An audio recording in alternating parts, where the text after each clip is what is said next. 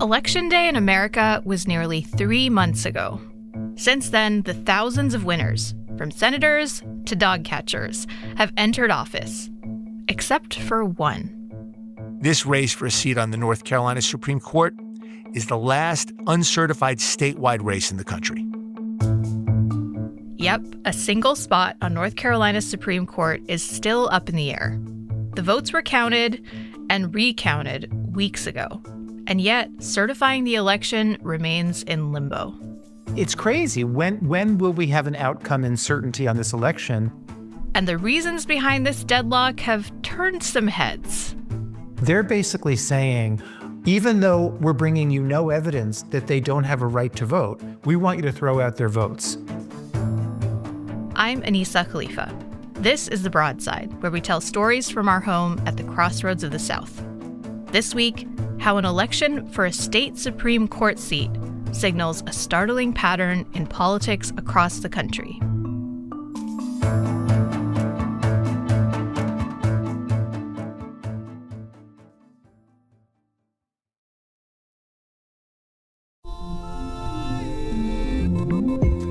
You come to the New Yorker Radio Hour for conversations that go deeper with people you really want to hear from, whether it's Bruce Springsteen or Questlove or Olivia Rodrigo, Liz Cheney, or the godfather of artificial intelligence, Geoffrey Hinton, or some of my extraordinarily well-informed colleagues at The New Yorker.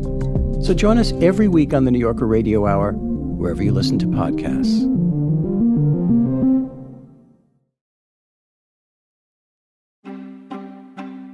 Testing 1, 2. Hello, hello. All right. How's it going? Hungry and tired. Oh, dear. But it won't come through. Rusty Jacobs is the voting and election integrity reporter at WUNC. So needless to say, he's had a very busy few months.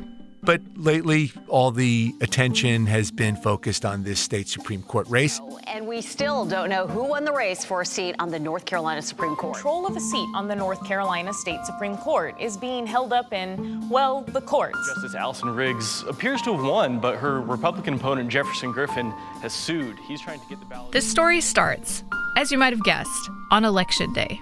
So at the end of Election Day, when results are not final, they're not official, Jefferson Griffin, the Republican candidate for this Associate Justice seat on the state Supreme Court, led his opponent, incumbent Democratic Justice Allison Riggs, by 10,000 votes.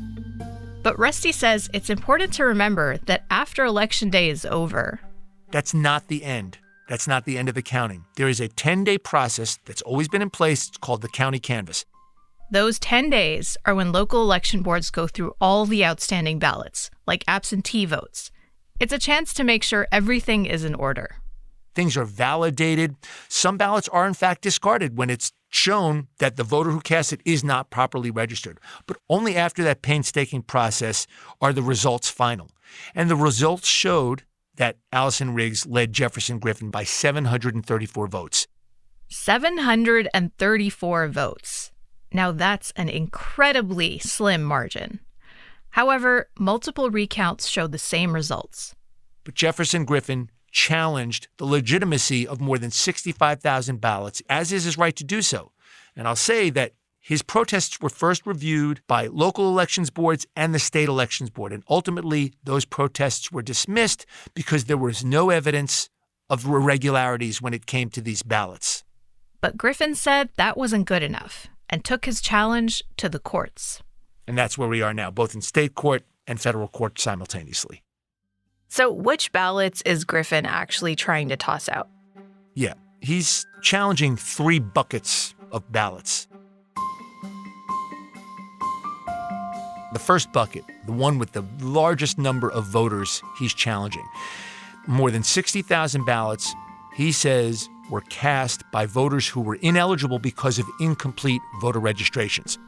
Griffin argues these voters are ineligible because their registration is missing key information, like part of their social security number or driver's license.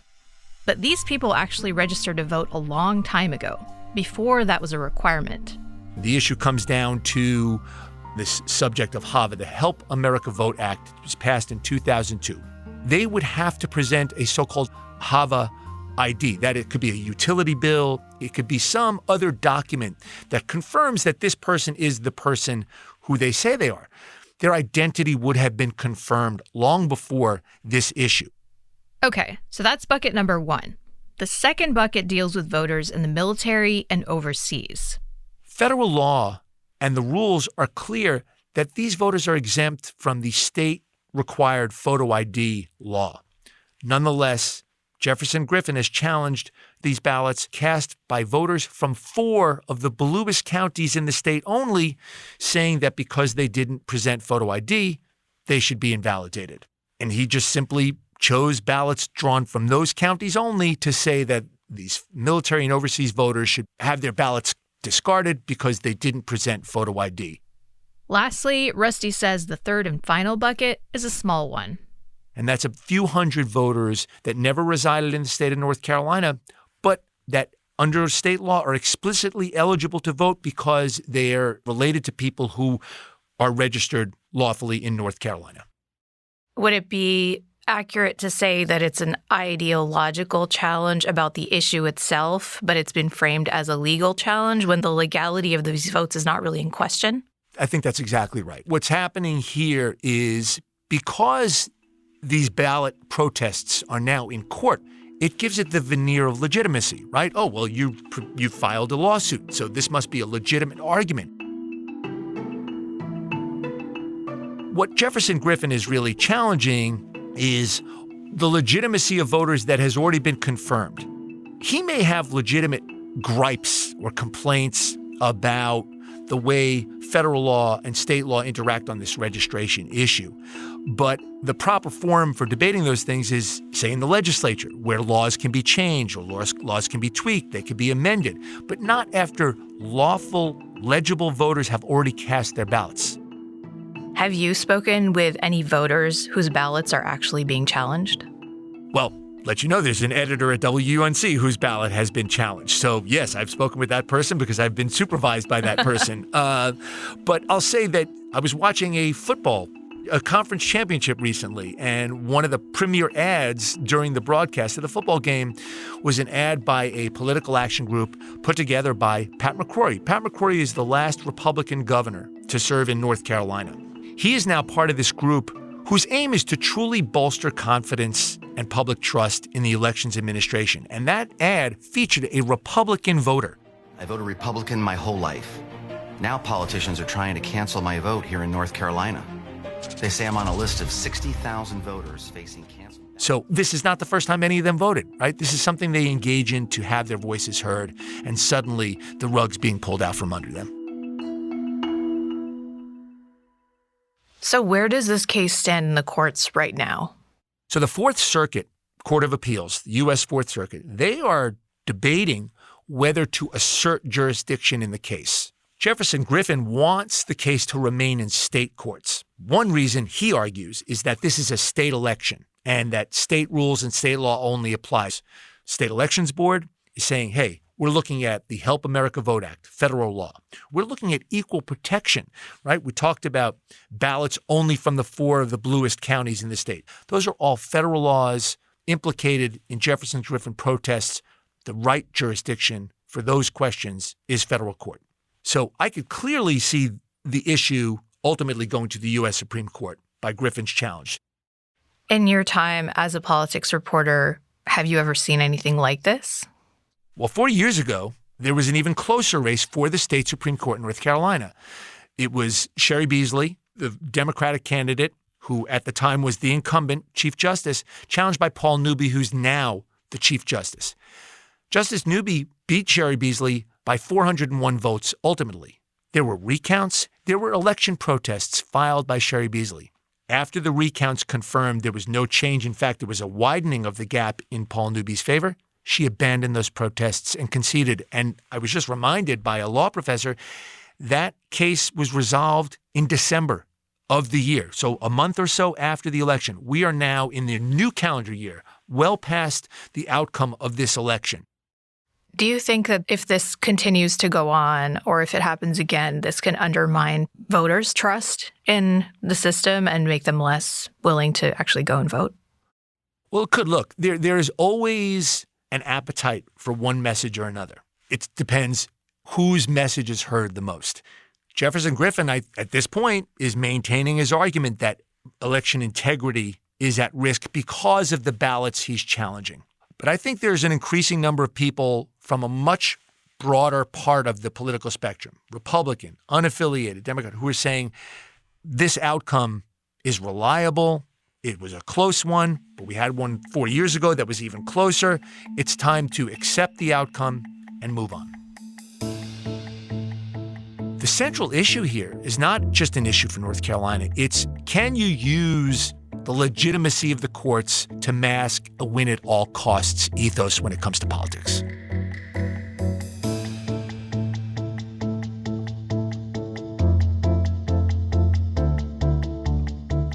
Rusty Jacobs is the voting and election integrity reporter at WUNC. He's been all over this story since it broke months ago. You can check out Rusty's reporting at a link in our show notes. So is this race a one-off or just the tip of an election's iceberg? Coming up, we look at the big picture and its potential impact on American democracy.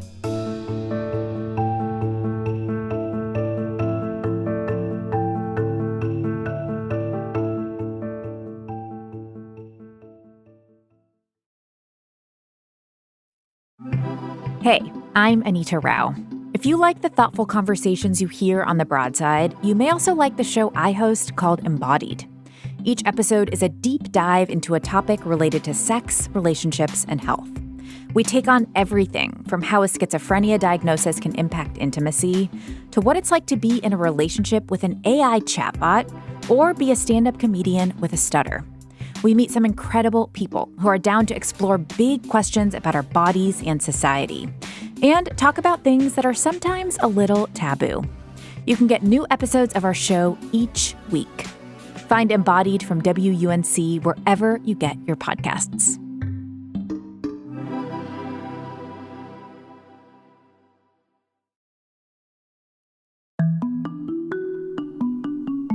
After talking with Rusty about this unusual state Supreme Court race, I kept thinking, what happens next? I don't mean with this race specifically. Eventually, somebody will be declared a winner. But as a nation, where might these kinds of challenges lead us? Where this leads is to a place where when you get a vote count that is anything in the vicinity of close, you strategize with the people around you and you think, is there a way we can get ballots thrown out or get this recounted that privileges our candidate and gets us a win, no matter the integrity or the justice of that effort or that result? That's where this leads. Frank Bruni is an author and longtime contributing writer to the New York Times. He's also a North Carolina resident. And a professor at Duke University. Frank has been reporting on and writing about politics for decades. Because of that, he's reluctant to call anything unprecedented. And unique is a word, I think, in journalism you use at your peril, and it's almost always ahistorical. Things take different forms, and people have been trying to do suspect things with voting for a long time. But it's damn peculiar, and it's not right. Frank recently wrote a piece for The Times about this election and what it could signal for politics far beyond North Carolina's borders. I think it is emblematic of what's going on politically, nationally, of the nature and the intensity of our partisan fights. You know, we saw in 2020 and then in early 2021, when we're talking about January 6th, we saw one of the presidential nominees of a major party, and in fact, the incumbent president at the time, deny the results of an election and try to overturn it. I think it is very much the case that what we're seeing in this Supreme Court race in North Carolina is an echo of that. It's encouraged by that. It's modeled after that. And it tells us that we're in this very disturbing era where people will try to win or steal elections on whatever technicalities they can, with whatever ginned up arguments they can. Like, we're past the point of something like proper political morality or proper political etiquette. And we've entered something else, and we've been ushered there by former and now current President Donald Trump. And North Carolina is a microcosm of that. You wrote in your piece that this dispute is particularly insidious. Can you expand on what you mean by that? Yes, absolutely. So we've seen elections where people have claimed miscounts in the vote. We've seen elections contested because people believe that there was voter fraud, or at least feel like they can make an allegation along those lines. That's not what's happening with the Supreme Court election in North Carolina. You basically have the Republican who lost, according to multiple counts, by more than 730 votes. You have him saying, I can't point you to a fraudulent vote. I can't say that there was a campaign of like ballot harvesting. They're basically saying, we believe certain voter registration forms are not filled out properly, do not exist in the archives properly, likely as a result of administrative error. Even though we're bringing you no evidence that they don't have a right to vote, we want you to throw out their votes. But if you also look at the more than 5,000 military overseas votes that they're saying should be thrown out because those voters weren't required to produce photo ID, which is a new state requirement. These particular batches have clearly been selected because they lean Democratic, right? The 5,000 plus overseas votes that are being contested are only from 4 counties that are predominantly Democratic. Like those voters are connected, their registrations are connected with North Carolina counties that are predominantly Democratic. The other counties are left out of this. You look at those details, this is clearly an effort to win this election however possible. It is not some pure and honorable attempt to make sure everything is as just as possible writ large. It's a scheme. And this case isn't just getting attention in North Carolina. It's gotten increased national attention in recent weeks. Has there been anything about that national spotlight that's really stood out to you? What surprises me about the national attention, and what I think tells you that the national media correctly sees this as a warning and as an emblematic case, is that this is not an easy case to write about, right? In an era of culture war and cliques, and I mean, if there's a trend in media, it's to privileging stories that you can distill into 2 sentences, that you can write a really sexy headline or headline equivalent for. This is actually, there are a lot of technicalities in this case. It's proceeding simultaneously in federal and state court. The Supreme Court is involved, and on and on. So if you are a national assignment editor or a national reporter, you don't say, let me have some of that. That's really easy to write 3 quick paragraphs about. But they're writing about it nonetheless because they see how important it is. Last year, you published a book called The Age of Grievance. And in that book, you argue that our political culture has focused more and more on how people feel they've been wronged, rather than searching for personal humility and collective common ground. How do you see North Carolina's state Supreme Court race fitting into this age of grievance?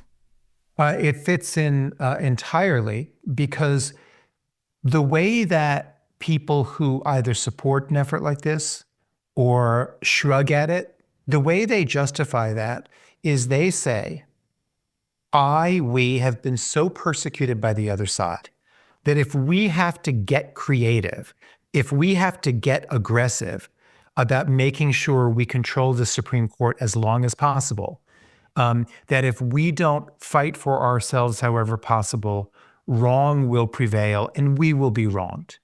And that is a posture of extreme and indiscriminate grievance. As this challenge remains in the courts for review, what will you be paying attention to most? I mean, I'm really just focused on the outcome. I'll be interested to see if this actually gets its way all the way up to a higher court than a federal district court. And I'll be interested to see when and if this is resolved. Right now, this election's not certified. It's crazy. When will we have an outcome and certainty on this election? And if this becomes anything close to a norm, how do we have a functioning government if we can't certify elections, if the legal challenges are so aggressive, so persistent, and maybe at some future moment so pervasive? Do we have all of these important seats of government vacant while various parties duke it out in court? I'm interested to see all of that.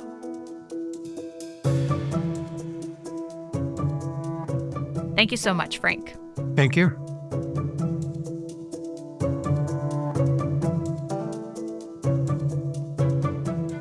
If you'd like to read Frank Rooney's piece on this race for the New York Times, check out our show notes. You can also find links to reporting from WUNC's Rusty Jacobs. This episode of The Broadside was produced by Charlie Shelton Ormond. It was edited by Jared Walker. Wilson Sayre is our executive producer. The Broadside is a production of WUNC North Carolina Public Radio and is part of the NPR network. If you have feedback or a story idea, you can email us at broadside@wunc.org. If you enjoyed the show, leave us a rating, a review, or share it with a friend. I'm Anissa Khalifa. Thanks for listening, y'all. We'll be back next week.